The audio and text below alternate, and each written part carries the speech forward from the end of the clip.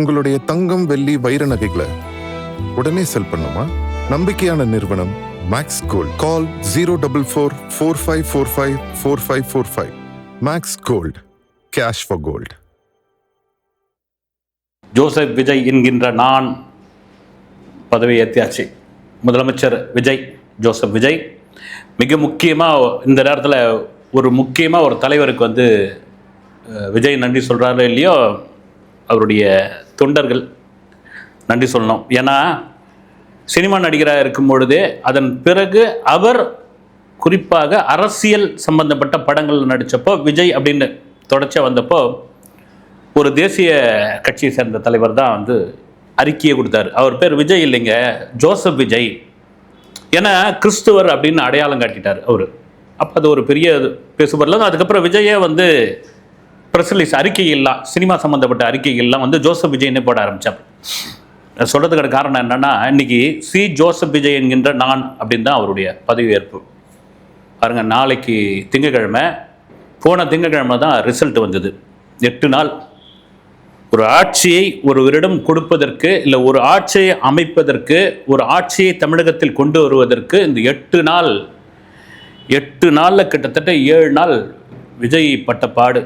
நான் கூட போன வீடியோவில் சொல்லியிருந்தேன், நெருப்பாற்றில் நீந்தி வந்தார் அப்படின்னு. அது மாதிரி ஒரு நெருப்பாற்றில் தான் நீந்திக்கிட்டு வந்திருந்தார். 108 சீட்டு பெரும்பான்மை இருக்கா இல்லையா, ஆளுநர் மாலைக்கு போனதும் வந்ததும், அப்புறம் இவங்க ஆதரவு அவங்க ஆதரவு, வெளியிலேருந்து ஆதரவு உள்ளேருந்து ஆதரவு, கடுமையான விமர்சனம், குதிரை பேரம் நடக்குது. இவங்களை விலைக்கு வாங்குறாங்க, அவங்க விலைக்கு வாங்குறாங்க. மிக முக்கியமாக திமுகவும் அதிமுகவும் சேர்ந்து பெரும்பான்மை நிரூபித்தா கூட நாங்கள் ஆட்சி அமைக்கலாம் அப்படின்னு கவர்னர் சொன்னது. அதுதாங்க பெரிய விஷயமா பேசப்பட்டது. ஏறக்குறைய ரஜினிகாந்த் மு.க. ஸ்டாலின் அவர்களுடைய சந்திப்புக்கு பிறகு இந்த பேச்சு பெரிய அளவில் எடுபட்ட உடனே இதுக்குள்ள அவர் இருந்திருப்பாரோ அப்படின்ற மாதிரியான ஒரு விஷயங்கள் எல்லாம் பேசப்பட்டது. என்னப்பா, ஒரு கட்டத்துக்கு அப்புறம் என்ன ஆகிப்போச்சு, சும்மா அந்த அலகடிக்கிறது இருக்குது இல்லை, கவர்னர் மாளிகை போகிறது வர்றது, அப்புறமா சிபி ஆதரவு, சிபிஎம், அப்புறமா அதிமுக கலந்து வர்றது.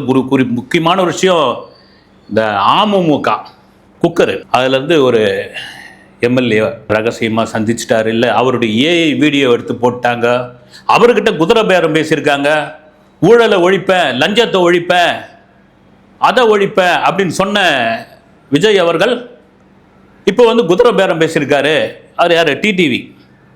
அப்புறம் கடைசியில் பார்த்தா அவர் நேற்று தான் நினைக்கிறேன், பார்த்தீங்கன்னா சிவி சண்முகத்தை எடப்பாடியை போய் பார்க்க போகிறார் பொழுது. அது என்ன டிசைன்னே தெரியல. அவராக ஓடி வந்துட்டார். அதன் பிறகு அவரை பிடிச்சின்னு அவர் இது பண்ணி மன்னார்குடி எம்எல்ஏ பாவம், அந்த தொகுதி மக்கள் சரி எல்லாத்தையும் கடந்து வந்தாச்சு, இன்னைக்கு பதவியை ஏற்றுக்காச்சு. இதனுடைய என்னன்னா, ஒரு சாமானியன் நினைத்தால், ஒரு சாமானியன் யாரு, ஒட்டுமொத்தமாக ஒரு மக்கள் நினைத்தால், ஒரு மக்கள் சக்தி சேர்ந்தார், ஒரு இளைஞர்களுடைய படை சேர்ந்தால் யாரை வேணாலும் கொண்டு உட்கார வைக்க முடியுங்க. அதை தான் நிரூபிச்சிட்டாங்க. நீங்கள் பதவி இருக்குது, பவர் இருக்குது, பொதுவாக சொல்கிறேன். அப்படிலாம் தயவுசெய்து யாருமே இப்போ இருக்கிற காலகட்டத்தில் ஆடவே முடியாதுங்க. மக்கள் நினைத்தால் என்ன வேணாலும் நடக்கலாம். அதுதான் எல்லாரும் சொன்ன ஒரு விஷயம். இந்த தேர்தலுக்கு முந்தைய கருத்து கணிப்பு, தேர்தலுக்கு பிந்தைய கருத்து கணிப்பு எல்லாம் பேசுனாங்க இல்லைங்களா. ஒரு நேபாளத்தில், ஒரு பங்களாதேஷில், ஒரு இலங்கையில் ஒரு இளைஞர்களுடைய சக்தி எப்படி மாறுச்சு அப்படின்ற ஒரு விஷயம் மிக முக்கியமான ஒரு விமர்சனமாக என்னன்னா, குழந்தைங்களை வச்சு விஜய் ஓட்டு கேட்க வச்சார்ப்பா. குழந்தைங்களை வச்சு வாக்குக்கு இது பண்ணார். அம்மா, அக்கா, மாமா, மாமி, உங்கள் வீட்டில் இருக்கிறவங்களுக்கெல்லாம் போய் தொந்தரவு பண்ணி எனக்கு ஓட்டு போட வைங்கன்னு இன்றைக்கி பதவி ஏற்றணுன்னு ஒரு பெரிய நன்றியை சொல்லிட்டார். குட்டீஸ், நண்பா நண்பிகளுக்கு ஒரு பெரிய நன்றியை சொல்லி, நீங்கள் இல்லைன்னா அந்த வெற்றிக்கு இன்னொரு இதுவே கிடையாது. அதுதாங்க அதாவது ஒரு சினிமா நிருபராக பார்க்குறப்ப எனக்கே ரொம்ப பெருமையாக இருக்குது. ஏன்னா எம்ஜிஆருக்கு பிறகு, அப்புறமா ஜெயலலிதா அவர்கள், அது பிறகு சினிமா நட்சத்திரங்கள் எவ்வளோ பேர் கட்சி ஆரம்பிச்சிருக்காங்க, காணாமல் போயிருக்காங்க, கட்சி தோண்டு போயிருக்குது, என்னென்னவோ நடந்திருக்குது. ஒரு விடாமுயற்சியாக ஒரு கட்சியை ஆரம்பித்து 3 வருடம் கூட ஆகலை, இவ்வளோ பெரிய ஒரு மக்கள் எழுச்சி, மக்கள் செல்வாக்கு அப்படியே கொண்டு அரியணையில் உட்கார வச்ச ஒரு இது இருக்கு இல்லைங்களா. அதுதான் மிகப்பெரிய ஆச்சரியம் எல்லாருக்குமே. அதுதான் நிறைய பேருக்கு தாங்கிக்கவே முடியல. என்னையா இது ஒரு சீட்டு வராது, டெபாசிட் காலி ஆகிடும், இவருக்கு வந்து A4 சீட்டை தவிர எதுவும் வச்சு எதுவும் பேச தெரியாது அப்படிலாம் எதிர்பார்த்தவங்களுக்கு அடிச்சு தூள் கலப்பிக்கின்னு 108 தொகுதி அப்படின்னு ஒன்று யாராலையும் ஜீர்ணிக்க முடியல. இப்போ கூட எத்தனை பேர் சினிமா வட்டாரத்தை சேர்ந்தவங்களே, நான் பேர் சொல்ல விரும்பலை, அவ்வளோ பேரும் வந்து இந்த எலெக்ஷன் முன்னாடி தூற்றுனவர்கள் தான் விஜயை. ஆனால் அதெல்லாம் விஜய் யாரையும் வந்து பழி வாங்க மாட்டார் நிச்சயமாக. அது நாகரிகமான ஒரு விஷயம். விஜய் அப்படியேப்பட்டவரும் கிடையாது. சிஎம் விஜய், முதல்வர் விஜய் அவர்கள் அப்படியேப்பட்டவரும் கிடையாது. ஏன்னா இந்த நேரத்தில் அவர் அப்படி சொல்லி தான் ஆகணும். மிக முக்கியமான ஒரு விஷயம். அவர் அந்த ஸ்பீச்சே ரொம்ப சூப்பராக இருந்தது. எங்கள் அப்பா வந்து சினிமாவில் போராடிக்கிட்டு இருந்த ஒரு சாதாரண அசிஸ்டன்ட் டைரக்டருடைய ஒரு மகன் நான் அப்படின்னு. அதுதான் உண்மை. ஒரு அசிஸ்டன்ட் டைரக்டர் என்ன சம்பளம் அந்த காலகட்டங்களில் அவங்க அப்பா இருக்கும்போதெல்லாம் மாதத்துக்கு 50 ரூபா இல்லை 40 ரூபா கொடுப்பாங்கன்னு நினைக்கிறேன். அவரே கூட ஒரு இன்டர்வியூவில் சொல்லியிருக்காரு. கோடம்பாக்கம் அம்பேத்கர் சில பக்கத்தில் பாளையக்கார தெருவில் தான் இருந்திருக்காங்க அவங்க. என்ன எஸ்எஸ்சி அவர்கிட்ட நான் பேசியிருக்கும் போது சொன்னார், அவர் பாளையக்காரன் ஸ்ட்ரீட்டில் தான் இருந்தோம் நாங்கள் அப்படின்னு.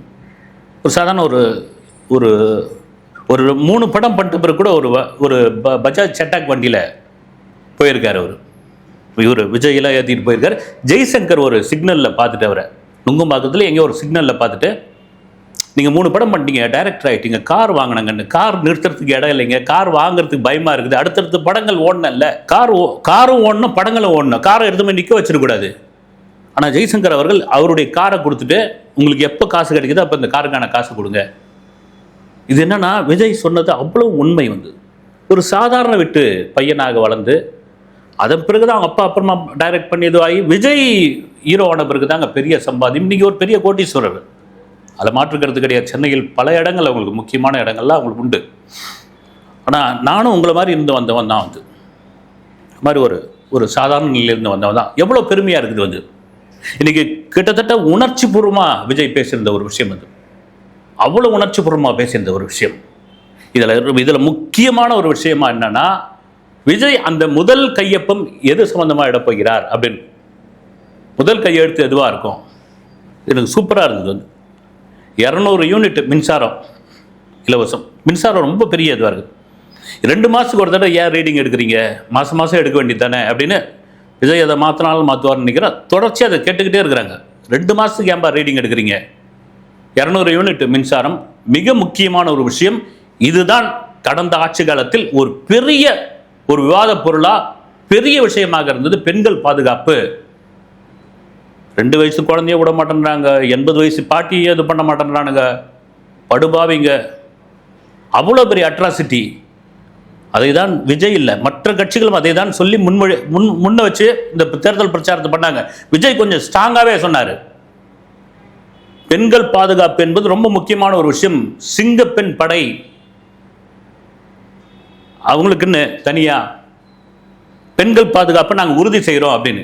அதுக்கு அடுத்த ஒரு பெரிய சவாலான விஷயம் போதை. எங்கே பார்த்தாலும் போதை போதை போதை போதை. பெரிய அட்ராசிட்டியாக இருந்தது. வந்து பசங்களுக்கு என்ன பண்ணுறோம் ஏது பண்ணுறோன்னு தெரியாமல் எங்கே இது குற்றத்தினுடைய முதல் காரணமே அதுவாக தான் இருந்தது. வந்து போதை ஒழிப்பு முதல் வேலையை எடுப்பேன் அப்படின்னு. அப்படியே இந்த டாஸ்மார்க்கையும் கொஞ்சம் கொஞ்சமாக குறைச்சிட்டிங்கன்னு வச்சுங்க. ஏன்னா நிரந்தரமாக குறைக்க முடியாது. ஏன்னா அரசு கஜானாவே அதுதான் மெயினே. விஜயே நீங்கள் சொல்லிட்டார் 10 லட்சம் கோடி கடன் இருக்கிறதுன்னு. மிகப்பெரிய சவால் அது. கஜானாவை தொடச்சி வச்சுருக்காங்க. இந்த நேரத்தில் டாஸ்மார்க்கை சாராய கடை மூடிட்டா வருமானத்துக்கு எங்கே போகிறது? அடுத்தடுத்து நல்ல திட்டங்கள்லாம் இருக்குது. எனக்கு கொஞ்சம் மூச்சு வாங்க அவகாசம் கொடுங்க. ஏன்னா இப்போ ஒரு கூட்டணி ஆட்சி தான் அமைஞ்சிருக்குது. வந்து கூட்டணி ஆட்சி தான். இடதுசாரிகள் விசிகா காங்கிரஸ் உடைய ஆதரவில் ஒரு ஆட்சி அமைந்திருக்கிறது. எனக்கு ஒரு மூச்சு வாங்கிறதுக்கு ஒரு டைம் கொடுங்க. அதே ஒரு முக்கியமான விஷயம், இந்த பவர் சென்டர், இந்த பவர் அந்த பவர் அப்படிலாம் கிடையாது. வந்து ஒரே பவர் சென்டர் நான் தான் எடுக்கிறது தான் டிசிஷன். அது மக்களுக்கு ஒரு நன்மை தரக்கூடிய ஒரு விஷயமாக இருக்கும் அப்படின்னு சொல்லுது. சரி, இதுக்கு முன்னாடி முதல் கையொப்பமா என்ன இருந்தாங்க? 2016 செல்வி ஜெயலலிதா அவர்கள் 500 டாஸ்மாக் கடைகளை மூடினாங்க. அப்புறமா வந்து 100 யூனிட் ஃப்ரீ மின்சாரம் கொடுத்தாங்க. வந்து அப்புறமா ஒரு 5 நலத்திட்ட அதுவும் சொல்லுவாங்க. 2021 மு.க. ஸ்டாலின் அவர்கள் மகளிருக்கு வந்து மாநகர பேருந்தில் இலவச பேருந்து, அப்புறம் ஆவின் பாலுடைய விலை குறைப்பு, கொரோனா நிதி நிவாரணமாக வந்து 4000 ரூபாய் கொடுத்தது வந்து இது பண்ணியிருந்தாங்க. இப்போ இவர் வந்து ஒரு 3 இது அது கையொப்பம் பெற்றிருக்காரு. ஏன்னா இதுக்கப்புறமா சொன்ன மாதிரி டைம் கொடுக்கணும். இதில் ரொம்ப முக்கியமான ஒரு விஷயம், நான் அதை தான் எதிர்பார்த்துட்டு இருந்தேன். ஏன்னா அவருடைய கட்சி தொண்டர்களுக்கே சொல்லிக்கிட்டார் வந்து, பவர் கிடச்சிருச்சு, இனிமேல் நம்ம ஆச்சு தான், நம்ம என்ன வேணாலும் பண்ணலாம் அப்படின்லாம் தயவுசெய்து யாருமே ஆடாதீங்க. இது ரொம்ப முக்கியமான ஒரு விஷயம். யாருமே ஆட்டம் போடாதீங்க அப்படின்னு. இன்றைக்கி எனக்கு தெரிஞ்சு பார்த்தீங்கன்னா இந்த பதவியேற்பு விழா எங்கேயும் பெரிய அளவில் எங்கேயும் சத்தமோ கித்தமோ ஒன்றுமே இல்லை. நான் சென்னைக்குள்ளே இருக்கிறேன். ஒரு நல்ல இது, இந்த வெடிக்கிறது, அமக்கலம் பண்ணுறது, ஆட்டோவில் கத்தின்னு ஓடுறது, இதெல்லாம் இல்லை. சென்னையை சுற்றி ஒரு 20 இடங்களில் LED TV, Vadapalani bus stand, அப்புறமா வந்து கத்திப்பாரா, மெரினா பீச்சு, பெசன்ட் நகர் பீச்சு, கோயம்பேடு பஸ் ஸ்டாண்டு, அது மாதிரி 20 இடங்களில் இந்த எல்இடி பதவியேற்பு விழாவை வந்து லைவாக ஒளிபரப்பு தான். அதை அமைதியாக பார்த்துட்டு இருந்தாங்க. மிக முக்கியமான ஒரு விஷயம், அந்த இன்ஸ்ட்ரக்ஷனாக கொடுத்துருப்பாங்கன்னு நினைக்கிறேன். வந்து குறிப்பாக இந்த 107 108 எம்எல்ஏகளுக்கு வந்து எதையும் நீங்கள் ஆடவே கூடாது, ஆடினா அவ்வளோதான். ஏன்னா இதுக்கு முன்னாடி ஆடினவங்க அப்படியாப்பட்ட ஆட்டம் ஆடினாங்க அப்படின்னு சொல்லி தான் இப்போ நம்ம வந்திருக்கிறோம். அதனால் நம்ம வந்து கரெக்டாக இருந்துக்கணும். மக்களுக்கு விரோதமான, மக்களுக்கு எதிரான, மக்கள் முகம் சுளிக்கக்கூடிய எந்த செயலையும் செய்யக்கூடாது. மக்களுடைய பிரதிநிதி நீங்கள். இப்போ ரொம்ப ஜாக்கிரதையாக இருக்கணும். ஒரு சின்ன தப்பு, எங்கேயாவது ஒரு பிசுறு அடித்தா கூட போதும், வந்து அது ஒட்டுமொத்தமாக விஜய்க்கு தான் வந்து சேரும், முதல்வர் விஜய்க்கு தான் வந்து சேரும். ஏன்னா திரும்பவும் சொல்கிறது என்னன்னா, இந்த 107 பேரில் எத்தனை பேர் உங்களுடைய வேட்பாளர், எத்தனை எம்எல்ஏக்கள் நமக்கே சொல்ல தெரியாது. வந்து அவ்வளோ பேர் புதுசானவங்க, வந்து இன்னும் அரசியல் அனுபவம் ரொம்ப கம்மி, ரொம்ப கம்மி. ஏன்னா மற்ற கட்சியில் பார்த்தீங்கன்னா அடிப்படை உறுப்பினர்லேருந்து வட்ட செயலாளர், அப்புறம் பகுதி செயலாளர், மாவட்ட செயலாளர், அந்த செயலாளர், இந்த செயலாளர், போஸ்டர் ஒட்டி, அதை ஒட்டி, இதை ஒட்டி அப்படி வந்தவங்க, அரசியலில் கரகண்டவங்க. உங்களுக்கு வந்து அடிச்சு ஜாக்பாட் இது. அதனால் அந்த ஜாக்பாட்டுக்கு காரணம் யாருன்னா உங்களுடைய தலைவருடைய உழைப்பு தான், உங்களுடைய முதல்வருடைய அந்த பார்வை தான், அவருடைய கருணை பார்வை தான். ஏன்னா இது சாதாரணமாக அவருக்கு ஒன்றும் கிடைச்சில்ல. ஒரு நடிகர் நீ நடிச்சுக்கிட்டு இருக்கணும்பா, நீலாம் அரசியலுக்குள்ள வந்துடக்கூடாது. உன் வேலை என்ன, நடிக்கிறது, பவுடர் பூசினியா, டைலாக் பேசுனியா, பேப்பரை மடித்து வச்சியா, 250 கோடி ரூபா சம்பளம் வாங்கினியா, நீ பாட்டு கிளம்பி போய்கிட்டே இருக்கணும். யார் அரசியல் வர சொல்றது? அந்த காண்டு தான் ஒரு கரூர் சம்பவம், ஒரு ஜனநாயகன் படத்தின் மீதான ஒரு எதிர்ப்பு, ஒரு குடும்ப பிரச்சனையை பெருசாக்குனது, பர்சனல் அட்டாக்கு, என்னென்னவோ மன ரீதியா. இப்ப பாருங்க, இந்த 7 நாளா அழகடிச்சது. கவர்னர் மாளிகைக்கு பட்டணம் பார்க்கறதுக்கு நீலாங்கரைக்கும் போய் வந்ததுக்கான காரணம் அரசியல் தான். எப்படியும் விஜய் வந்து இந்த முதல்வர் நாற்காலியில் உட்காந்துடக்கூடாது, சி ஜோசப் விஜய் என்னும் நான் அப்படின்னு பேசிடக்கூடாது அப்படின்னு. இயற்கையும் இறைவனும் அதை தாண்டி மக்கள் நினைத்தால் யாரை வேணாலும் உட்கார வைப்பாங்க. இது சரியான படம் எல்லா அரசியல்வாதிகளுக்கும். நான் அவங்கன்னு பிரித்து சொல்ல வந்து 5 வருஷம் நீங்கள் என்ன வேணாலும் ஆட்டம் போடுங்க, ஆனால் அதுக்கப்புறம் மக்கள் இருக்காங்கல்ல, மகேசன் தான் உண்மையிலே மக்கள், மகேசன் தான் கடவுள், அவங்க தான். அவங்களுடைய தீர்ப்பு சாதாரண தீர்ப்பு கிடையாது. அப்படி ஒரு தீர்ப்பு தான் எழுதியிருக்காங்க. இது விஜய்க்கு இனிமேல் வந்து ஒரு முள் படுக்கையில், உண்மையாக சொல்லணும்னா ஒரு முள் படுக்கையில் படுக்கிற மாதிரி தான். தினமும் எல்லா விதத்திற்குமான பொறுப்பு அவரை தான் சாரும். வந்து எல்லா விதத்திற்கான விமர்சனத்துக்கு அவர் தான் பதில் சொல்லி ஆக வேண்டும். எல்லா விதமான நலத்திட்டங்களுக்கும் அவர் தான் முன்னிருக்கணும். எல்லாரும் கேள்வி கேட்பாங்க, ஆனால் அதுக்காக வந்து தாறுமாறெல்லாம் கேள்வி கேட்க முடியாது. இதெல்லாம் மீறி அவருடைய அரணாக, அவருடைய அன்பாக இருக்கக்கூடிய அவருடைய கட்சி நிர்வாகிகள், குறிப்பாக சட்டமன்ற உறுப்பினர்கள் அந்த தலைமைக்கு கட்டுப்பட்ட ஒரு நபர்களாக இருக்க வேண்டும் என்பது மிக மிக மிக முக்கியமான ஒரு விஷயம். திரும்ப சொல்லத்தான் வந்து. அதனால் ரைட், ஆதரவு கொடுத்துருக்காங்க கூட்டணி கட்சிகள். ஏன்னா இடதுசாரிகள் ஓகே பண்ணிட்டாங்க. நேற்று வரைக்கும் விசிகா கொடுப்போமா கொடுக்க மாட்டோமா, கொடுப்பாங்களா, இது பண்ணாது. ஒரு வழியாக திருமாவளவன் அவர்களும் கொடுத்துட்டார், வெளியிலேருந்து ஆதரவுன்ட்டார், எல்லாருக்கும் ஒரு நன்றியை சொல்லிட்டாரு. ராகுல் காந்தி இன்னைக்கு வந்தார், மை பிரதர் அப்படின்ட்டார். ராகுல் காந்தியை வந்துட்டார். ஏன்னா இந்த கூட்டணி அமைவதற்கு மிக முக்கியமாக காரணமாக இருந்தது ராகுல் காந்தி. இந்த கூட்டணி அமையக்கூடாது அப்படின்றது மிக முக்கியமாக இருந்தது ஒரு உச்சபட்ச நட்சத்திர நடிகர். சரி, அதெல்லாம் பேச வேணாம், இப்போ அது தாங்க முடியாது தான். இந்த சினிமாவிலே எத்தனை பேர் பொறாமக்காரங்களாக இருந்திருப்பாங்க விஜய்க்கு வந்து. அதெல்லாம் தாண்டி சொன்ன மாதிரி தான் ஒரு சாதாரண அசிஸ்டன்ட் டைரக்டருடைய ஒரு மகன் இன்னைக்கு வந்து ஒரு சிஎம் ஆயிருக்காருன்னா அந்த மக்கள் நினைச்சா யாரை வேணாலும் கொண்டு வந்துருவாங்க. இல்லை இன்னொரு முக்கியமான ஒரு விஷயம் என்னன்னா, இது ரொம்ப ரொம்ப முக்கியமான விஷயம். எம்ஜிஆர் அவர்கள் ஜெயிச்ச உடனே அவர் ஒரு பத்திரிகையில் விளம்பரம் கொடுத்தாரு 80களில். என் பேரை சொல்லிக்கிட்டு என்னுடைய உறவினரோ எனக்கு சம்பந்தப்பட்டவர்களோ யாரும் வந்து தலைமைச் செயலகத்துக்குள்ளே வரக்கூடாது அப்படின்னு. காரணம் என்னன்னா, அப்போ உளவுத்துறை ஒரு ரிப்போர்ட் சொல்லுதா, ஏன்னா இப்போ நிறைய சமூக ஊடகங்கள்லாம் இருக்குது, அப்போ இல்லாதப்போ உளவுத்துறை ஒரு ரிப்போர்ட் சொல்லிடுது, ஐயா உங்கள் பேரை சொல்லி உங்கள் ஃபேமிலி உங்கள் சம்மந்தப்பட்டவர்களாக தலைமைச் செயலகத்துக்குள்ளே வந்து அவங்கவுங்க காரியத்தை சாதிச்சுக்கிறாங்க, எங்களால் கேட்க முடியல அப்படின்னு ஒன்று டேரிங்காக ஒரு விளம்பரத்தையே கொடுத்தாரு. கிட்டவே சேர்க்கல. அண்ணன் தம்பி அது இது யாராக இருந்தாலும் சரி, நான் மக்களுக்கான தலைமையா. அதனால தான் எம்ஜிஆர் இன்னைக்கு மக்கள் திலகம்னு ஏன் சொல்கிறாங்க வந்து இன்னைக்கு வரைக்கும். அப்படி ஒரு கண்டிஷனை, அப்படி ஒரு விஷயத்தை முதல்வர் விஜய் கொண்டு வந்தார் என்றால் நீங்கள் எழுதி வச்சுங்க, 20 வருஷம் விஜயை அசைக்கவே முடியாதுங்க தமிழ்நாட்டு அரசியல். வரட்டும், அவருடைய நல்லாட்சி எப்படி இருக்குது என்று பொறுத்திருந்து பார்ப்போம். அடுத்த வீடியோவில் சந்திக்கிறேன். நன்றி.